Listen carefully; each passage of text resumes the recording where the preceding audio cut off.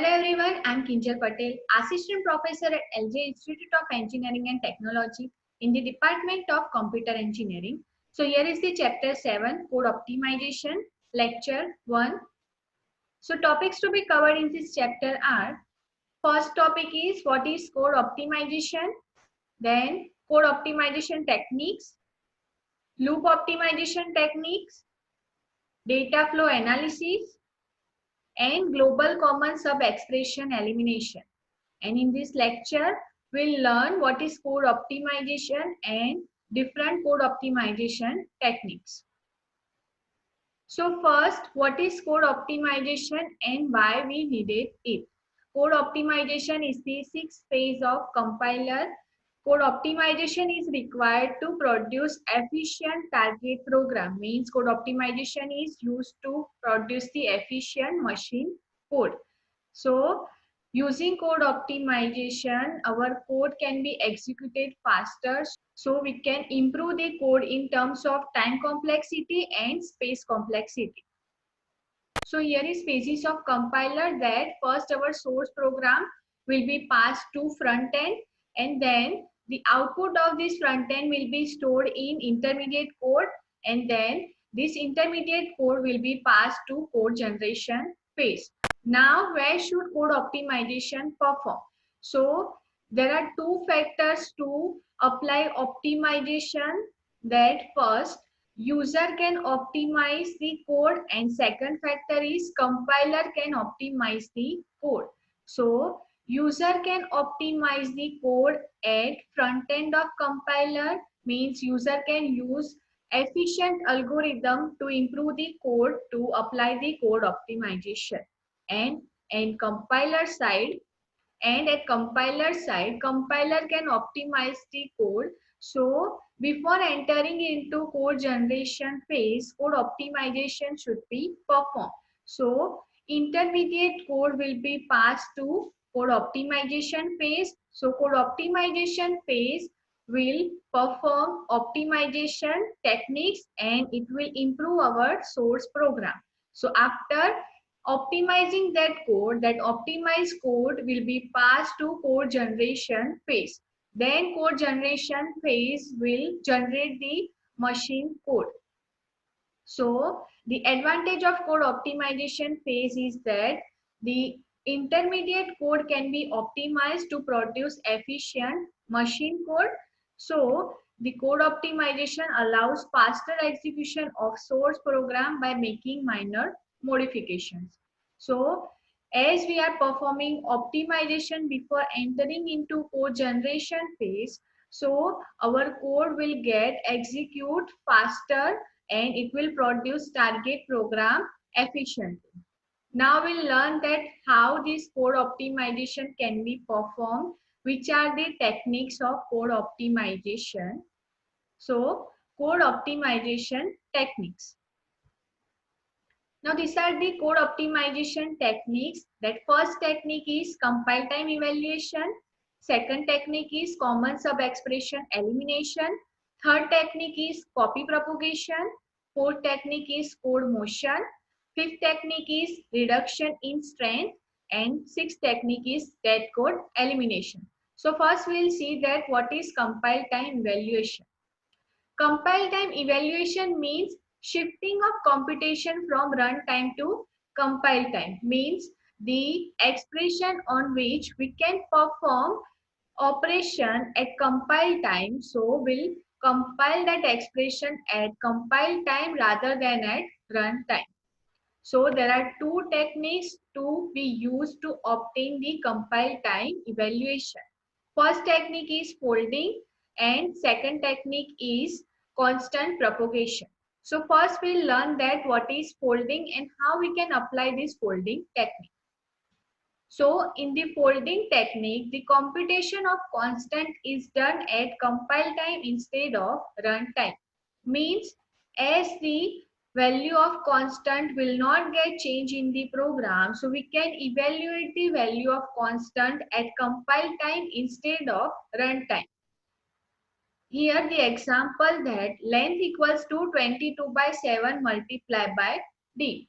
So here 22/7 is constant value.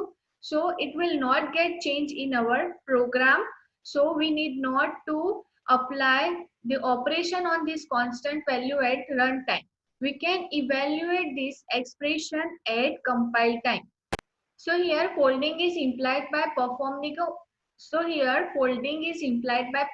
the computation of 22/7 at compile time, because the value 22/7 will not get changed at runtime because this value is static.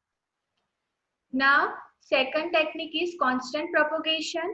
So in this technique, the value of variable is replaced and computation of expression is done at compile time. For example, here is the variable pi equals to 3.14 and r equals to 5. Now area equals to pi multiplied by r multiplied with r. So in this expression, we can replace the value of this pi and r, and we can evaluate this expression at compile time instead of at runtime, because here we are assigning static value to the variable, so it will not get changed at runtime. So we can evaluate this expression at compile time. So here at the compilation time, the value of pi is replaced by 3.14 and r by 5. Then computation of 3.14 multiply with 5 multiply with 5 is done during compilation. So these are the two techniques for compile time evaluation. First one is folding and constant propagation. So using these two methods, we can evaluate constant values at compile time instead of runtime. So our code can execute faster during runtime. Now next technique is common sub expression elimination. So what is common sub expression? Common sub expression is an expression appearing repeatedly in the program which is computed previously. Means it will appear repeatedly in the program which has been already computed in our program. So if the operands of this expression do not get changed at all, then the result of such sub-expression is used instead of recomputing it each time.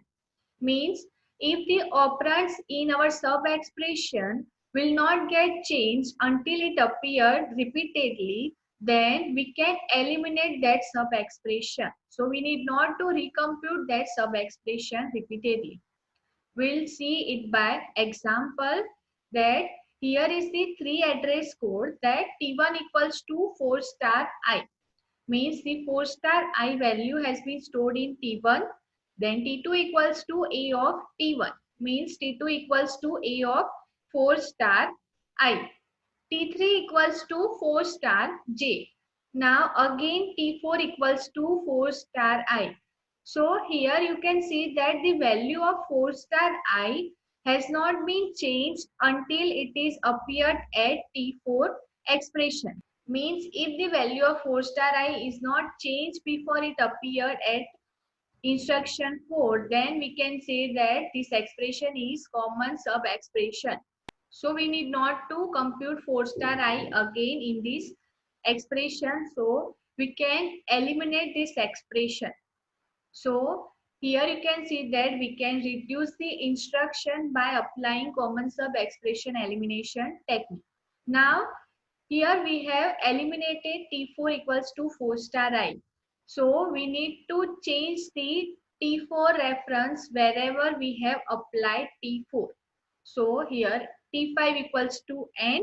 So there is no T4 used in this expression. So there will be no change in this line. T6 equals to B of T4 plus T5. So here T4 is used, but as we have eliminated this T4 because 4 star I has been evaluated in and the result has been stored in T1.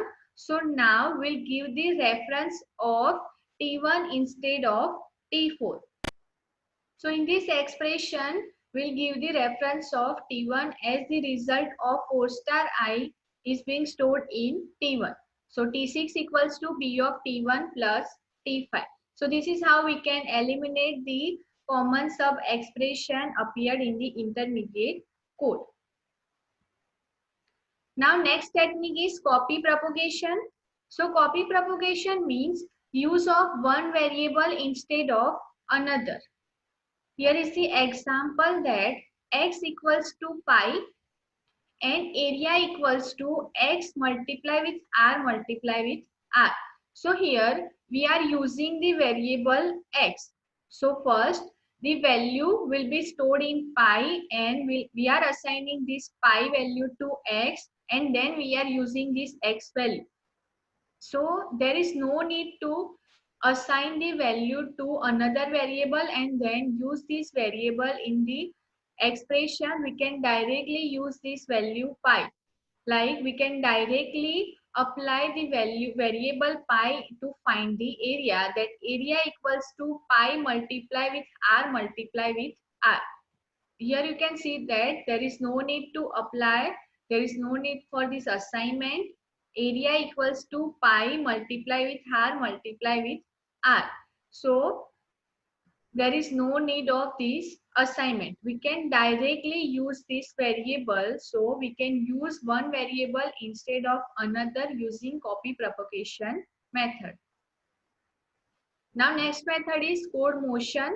So optimization can be obtained by moving some amount of code outside the loop and placing it just before entering in the loop.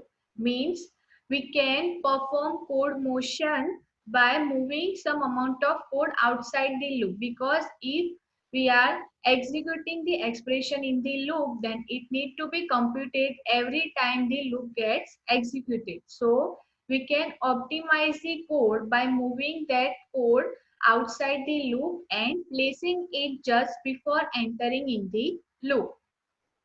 So this method is also called loop invariant computation. So here is the example that here while loop is used. So while I less than equals to max minus 1. So if this condition is true, then the loop will get executed and the code is sum equals to sum plus a of I. So here you can see that max minus 1 operation is being computed in this while loop. So this expression need to be executed each time this loop gets executed. So this is time consuming. So to reduce the time complexity, we need to move this code outside the loop and placing it just before entering in the loop, so that this code will get executed once and it will get result each time the while loop get executed.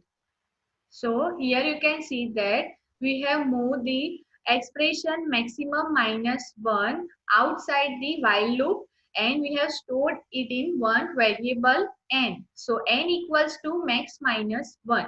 Now while I less than equals to n, so we'll get the result of max minus 1 each time we'll execute this while loop. So this is how we can move the code outside the loop and we can reduce the time complexity. Now next technique is reduction in strength. So priority of certain operator is higher than others. For instance, strength of star is higher than plus. So in this technique, the higher strength operators can be replaced by lower strength operators and we get the same result which we can get with using higher strength operators.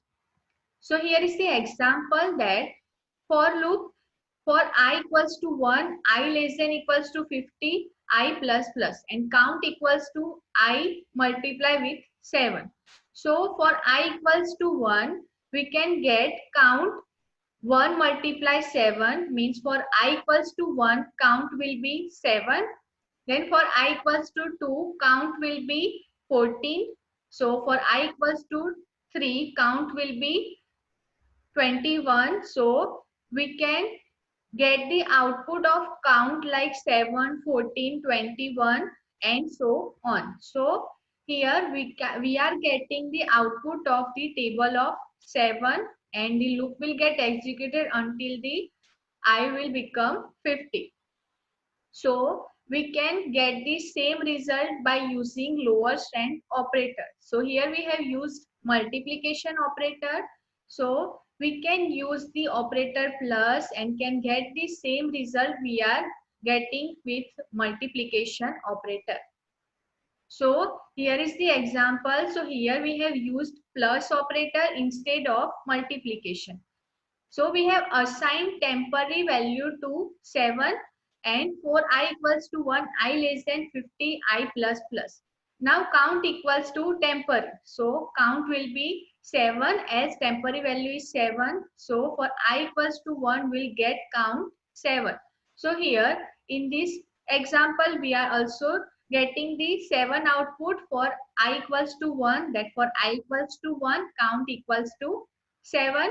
Now temporary equals to temporary plus 7. So as temporary equals to 7, so now temporary will become 14. So now for I equals to 2, count will be 14. Same in this example for I equals to 2, count is 14. That 2 multiply with 7. So here also count equals to 14 and here also for I equals to 2, count will be 14.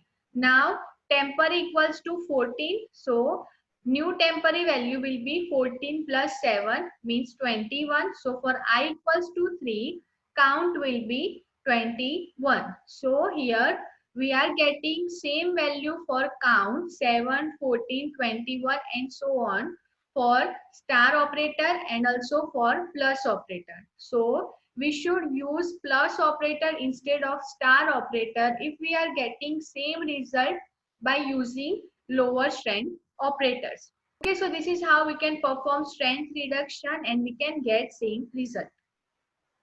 Now, last technique is dead code elimination. So, the variable is said to be dead at a point in a program if the value contained into it is never been used.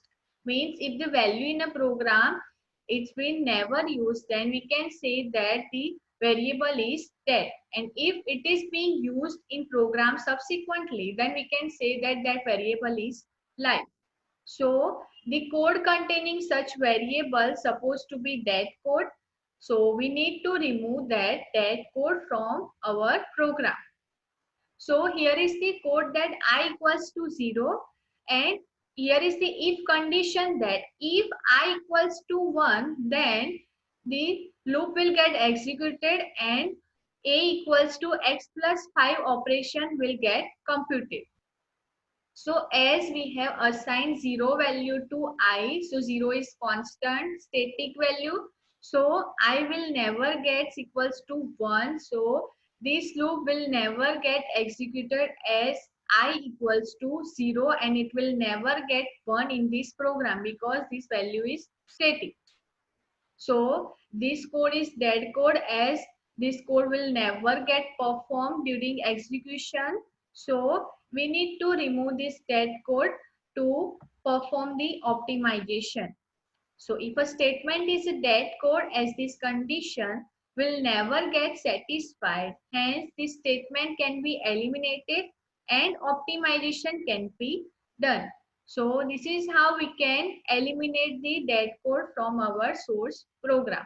So these are the 6 techniques of code optimization. So in this lecture, we have learned what is code optimization and different code optimization techniques. Thank you.